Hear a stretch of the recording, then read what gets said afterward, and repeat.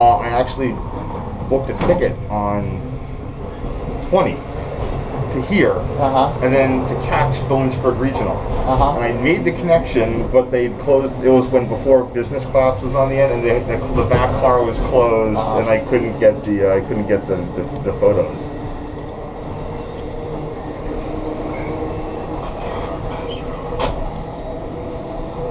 And part of that was because it would have given, normally when 20 would come through here on the original time, it would be in October or April, it would be darkish.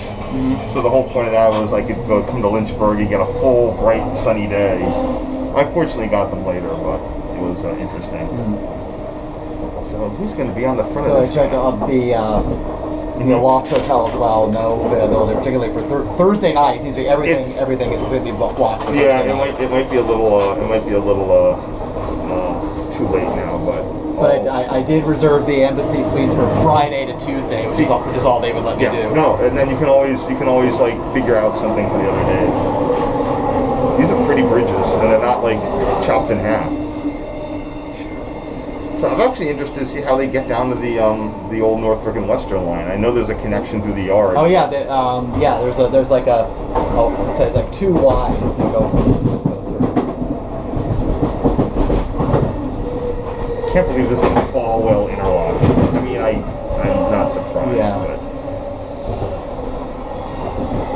he's got his name on a lot of stuff in Lynchburg.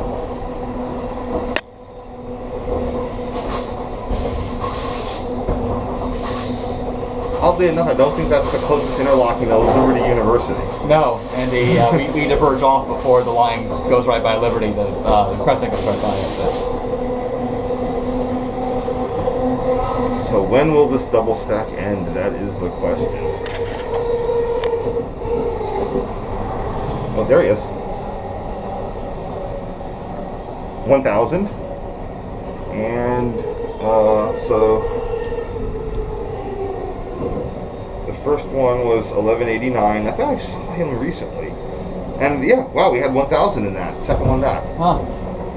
Is there particular significance to that unit? It's the class unit. Just the first one. So the one you want is Bartow. Oh, yeah. So I'll get a license to take the GoPro video from Norfolk Southern. Filming their property. Our next day on final station, stop our 1 hour 14 minutes now. We'll be Roanoke, the Star City. Coming up 1 hour 14 minutes.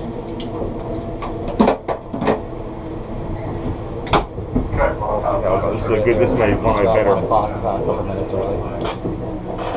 Better batteries. But I was going through photos from a year ago, and I think that 1089 was one of the trains I pictured in South Jersey. If we stop, I'm going to cut it. No, I think we're just slowing for the diverge.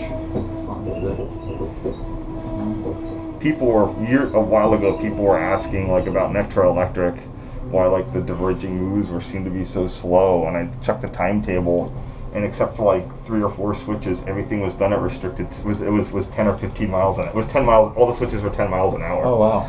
On the entire, except for like 3, it's like where they go from local to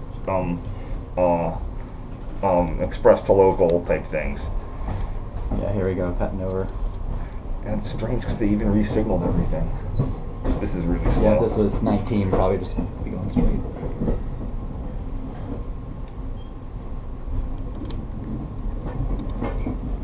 Oops. But no, 19 and 20 pass within sight of Liberty. Yeah. I'm sure that I've gone by. Yeah, we're going 8 miles an hour. Yeah, Montview. Oh, you see, that's a Southern sign too. It's nice that NS keeps the Conrail signs in the Conrail area, and they keep doing the newer style Southern signs in the Southern area. I wonder if they had to redo any of this. I bet it was always power, but or if the it's like there's this like little connector because the Norfolk and Western line out of Roanoke is up. We went under it, right? Yeah, under or over it, and then jumped to it.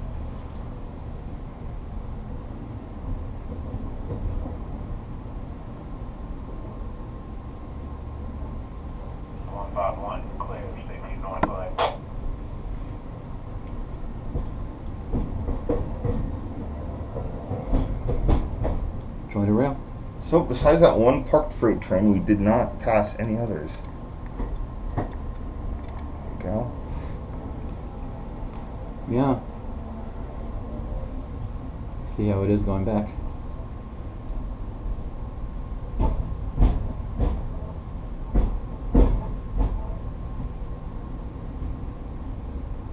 Huh, interesting that signal there can give them two different. Well, I guess it's all diverging. It's not like slow clear, medium clear. So I guess that they just have two different routes that it can give, depending on which track you're on. I don't know if I know that also it's probably set up to do diverging advance approach. I hate that yellow over yellow. That's.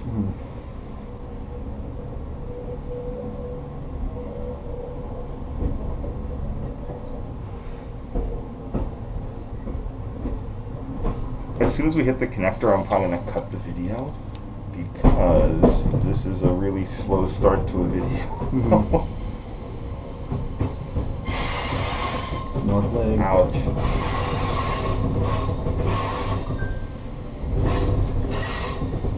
Oh, good call on the sign.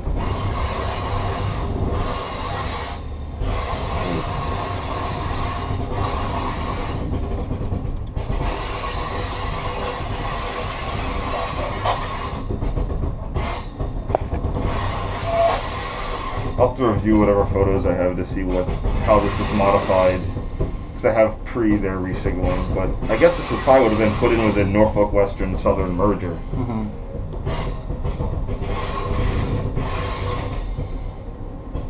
I think weren't they merged for a while, like corporately, and only in the 80s did they actually like integrate?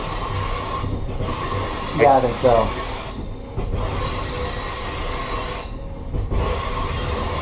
So I did the 611 excursion from Lynchburg to Roanoke. I saw some photos here. Yeah, we diverged off at Hurt. Yes. And then went that way.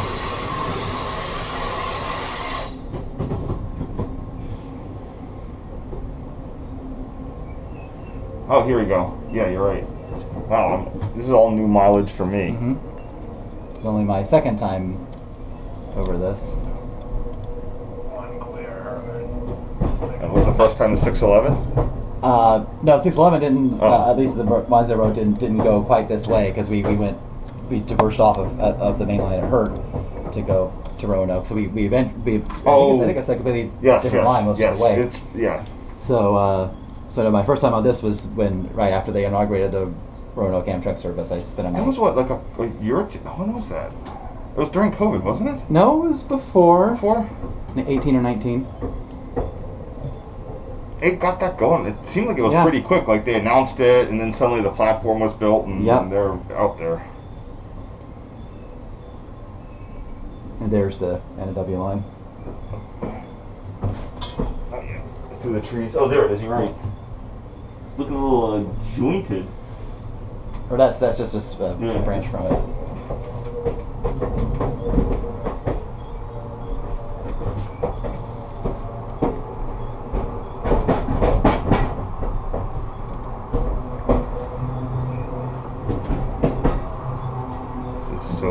This is so janky. Yeah. So there's a signal there. And a switch. Oh, this is the double Y that you talked about. Yes. Now it's interesting because we went from, in the southern zone they use General Way Signals Model 5 switches. And here in the Norfolk they go to Model M3s. So I think it's like by district they want to try to keep similar signals, and because this is now in the Virginia division, or what used to be, now we've gone into Union switching signal territory. It's crazy how that stuff all sticks around. Yeah.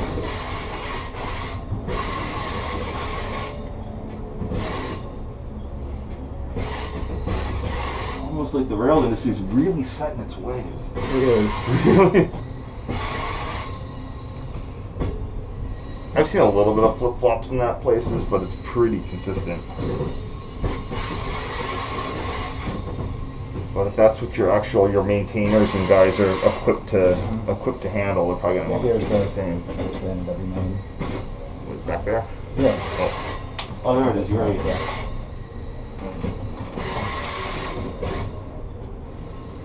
They got a yard up there. No.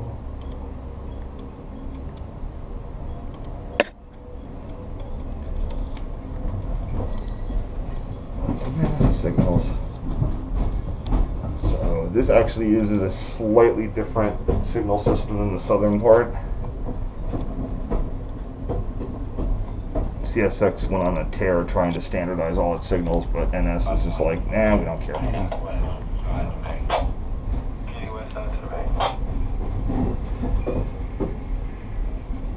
I hear some chugging. Yeah. You can see the exhaust smoke. Ooh, must be under a bridge.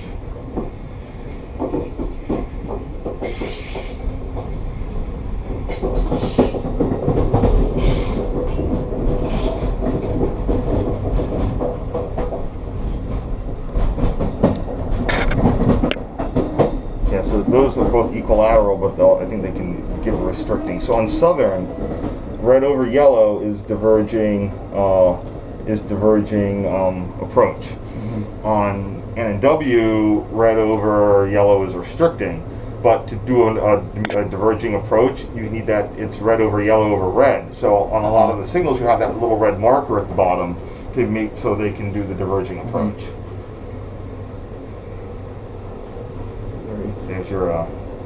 There's your signal for today. So I'm going to cut this here and then I'll go to the reading.